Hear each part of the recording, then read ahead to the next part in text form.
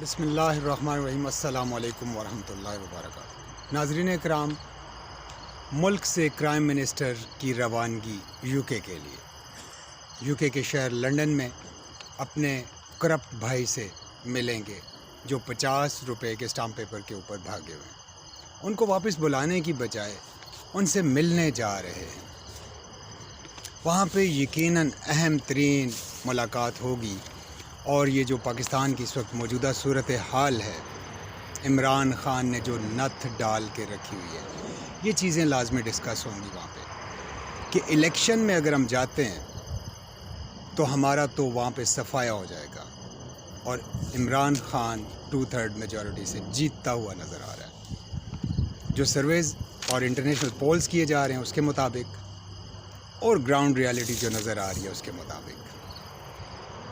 اور اسی طرح جو صدر مملکت تک ظاہر ہے جو ملک کی صورتحال ان کے سامنے پہنچی ہے، ڈیفینیٹلی وہ بھی ڈسکشن میں ہے، انڈر ڈسکشن ہے۔ ان چیزوں کا کیا نتیجہ نکلتا ہے؟ کیا مقتدر حلقے جو ملک کے صدر صاحب ہیں، جو سپریم کمانڈر ہوتے ہیں، تمام ملک کے سربراہ ہوتے ہیں، کیا ان کی سربراہی میں جو ڈائلاگ ہے وہ کسی بہتر نتیجے پہ پہنچتا ہے یا نہیں؟ اب ڈیفینیٹلی عمران خان صاحب کا ایجنڈا ہے ارلی اینڈ ٹرانسپیرنٹ الیکشنز، صاف شفاف الیکشن اور وقت کے اوپر، نہ کہ ڈیلائنگ ٹیکٹکس یوز کرتے ہوئے۔ لیکن جو کرپٹ ٹولہ ہے انہوں نے اپنی مرضی کے قوانین بنائے، قوانین میں رد و بدل کی، نیب کا بیڑا غرق کیا، FIA کو انڈر کمانڈ کرتے ہوئے جو احکامات اس کو دیے جا رہے ہیں اس کے مطابق وہ عمل کر رہا ہے۔ اس کے باوجود چچا بھتیجی میں بھی پھوٹ پڑتی ہوئی نظر آ رہی ہے۔ بھتیجی جو ہے وہ چچا کو یعنی کرائم منسٹر کو بدنام کرنے پہ تلی ہوئی ہے۔ بدنام کوئی نہ بھی کرے تو ان کے ماشاءاللہ کارنامے ایسے ہیں کہ انہوں نے اپنی سیاست کو دفن کر کے رکھ دیا ہے۔ اب چچا کی بھتیجی جو ہے، لاڈلی بھتیجی، وہ اداروں یعنی افواج پاکستان، عدلیہ اور تمام سینسٹیو اداروں کے خلاف زہر اگلتی ہوئی نظر آتی ہیں۔ اب ایسی صورتحال میں بظاہر تو وہ یہ سمجھ رہی ہیں کہ میں چچا کو نیچا دکھا کے اپنے اور اپنے والد صاحب کی شان کو بڑھاؤں گی، اور کوئی نہ کوئی بیانیہ بنا کے اگلے الیکشنز میں شاید ہم جیت سکیں۔ حالانکہ ایسا نہیں ہے۔ شہباز شریف نون لیگ سے الگ کوئی مخلوق نہیں ہے۔ اگر ان کو گرایا جائے گا، ان کے نام کو جو پہلے ہی ڈاؤن ہوا ہے مزید ڈاؤن کیا جائے گا، مزید پستیوں میں دھکیلا جائے گا، تو بالآخر نون لیگ کا ہی جنازہ نکلے گا۔ اب یہ ساری چیزیں، بھتیجی کی شکایتیں وہاں پہ ڈیفینیٹلی میٹنگ کا حصہ ہوں گی، ایجنڈا آف دا میٹنگ ہوں گی، اور وہاں سے نواز شریف جو لاوا اگلیں گے وہ بھی یہی ہوگا کہ نہ تو آپ لوگ عمران خان صاحب کے سونامی کو روک سکے، اور نہ ہی میرے اور میری بیٹی کے کیسز ختم کرانے میں کوئی نمایاں کردار ادا کر سکے۔ نواز شریف اپنے ملک میں واپس آنے کے لیے بے چین نظر آتے ہیں، اس لیے نہیں کہ انہیں پاکستان سے کوئی پیار ہے، صرف اس لیے کہ دوبارہ سے سیاست کا بازار گرم کیا جا سکے، دوبارہ سے الیکشن جیت کے کسی نہ کسی طرح جیت کے پھر وہی لوٹ کھسوٹ اور چور بازاری کا بازار گرم کیا جائے۔ تو اس کے لیے ان کی ڈیفینیٹلی نااہلی جب تک ختم نہیں ہوتی وہ سیاست میں حصہ نہیں لے سکیں گے۔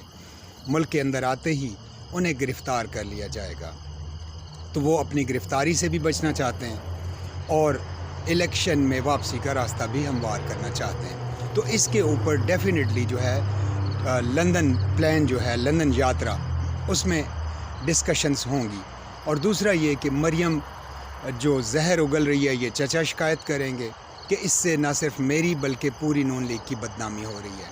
اور جو والد صاحب ہیں، جو بگوڑے والد صاحب ہیں، کرپٹ لیڈر تو نہیں کہنا چاہیے، کرپٹ سیاستدان، وہ ڈیفینیٹلی یہ کہیں گے کہ میری بیٹی کو اس طرح کا ماحول مہیا کیا جائے کہ نہ صرف وہ اس کا پاسپورٹ اس کو واپس دلوایا جا سکے، کہ وہ جب چاہے ملک سے باہر جا سکے، اور اس کے لیے سیاست میں میدان جو ہے وہ ہموار کیا جائے۔ ناظرین کرام، اس ساری افراتفری کے دوران وہ لوگ جو حق کی آواز اٹھاتے ہیں، خواہ وہ صحافی ہوں یا چینلز ہوں، خواہ وہ سوشل میڈیا ایکٹیوسٹ ہوں، یوٹیوبرز ہوں، ان سب کے اوپر بظاہر ایسا لگ رہا تھا کہ شاید کچھ چیزیں سلو ہو گئی ہیں، کوئی کریک ڈاؤن کا پروسیس جو ہے وہ سست روی کا شکار ہو گیا ہے۔ نہیں، بالکل ایسا بھی نہیں ہے۔ ذرائع یہ بتا رہے ہیں کہ لگ بھگ 2 درجن سے زائد یوٹیوبرز اور سوشل میڈیا ایکٹیوسٹ جو ہیں ان کے خلاف جو ہے وہ FIA نے FIR کٹوا دیا ہے راولپنڈی کے کسی تھانے میں۔ یہ بھی معلوم نہیں ہو سکا کہ کون سے تھانے میں، لیکن تقریباً 23 یا 24 لوگوں کو گرفتار بھی کیا جا چکا ہے۔ میں یہاں پہ عمران خان صاحب سے بھی اپیل کروں گا، جو ایڈوکیٹ ہیں بابر صاحب، ان سے بھی کروں گا۔ اعتزاز احسن صاحب بہت ضعیف ہو چکے ہیں، لیکن وہ زبردست لوگ ہیں، وہ پیپلز پارٹی میں ہوتے ہوئے بھی حق کی بات کرتے ہیں، ان سے اپیل کروں گا۔ اور جو بھی بہترین قسم کے وکلاء ہیں کہ مہربانی کر کے آپ انیشیٹو لیں اور سوشل میڈیا ایکٹیوسٹس کے خلاف جو کریک ڈاؤن ہے اور جن کو گرفتار کر لیا گیا ہے، اس حوالے سے آپ عدالت عالیہ میں جائیں، ہائی کورٹ میں جائیں یا سپریم کورٹ میں، اور اپنا مدعا بیان کریں کہ آزادی اظہار رائے جو ہے وہ سب کو اس کا حق حاصل ہونا چاہیے۔ اگر کوئی ملک یا اداروں کے خلاف زہر اگلتا ہے تو اس کے خلاف تو قانونی کارروائی کی جائے، لیکن جو حق بات بیان کرتا ہے، جو تمام چیزوں کو عوام کے سامنے کھول کے رکھتا ہے کہ یہ پرسپیکٹیو کیا ہے ان باتوں کا، کس پرسپیکٹیو میں باتیں چل رہی ہیں، تو ایسے لوگوں کے خلاف کریک ڈاؤن نہیں ہونا چاہیے۔ اگر یہ لوئر لیول پہ کریک ڈاؤن چل رہا ہے تو ڈیفینیٹلی ہائر لیول پہ بھی چل رہا ہے۔ مریم نواز کے جو باڈی گارڈ ہیں، جی ہاں، ان کے ہسبینڈ کیپٹن صفدر،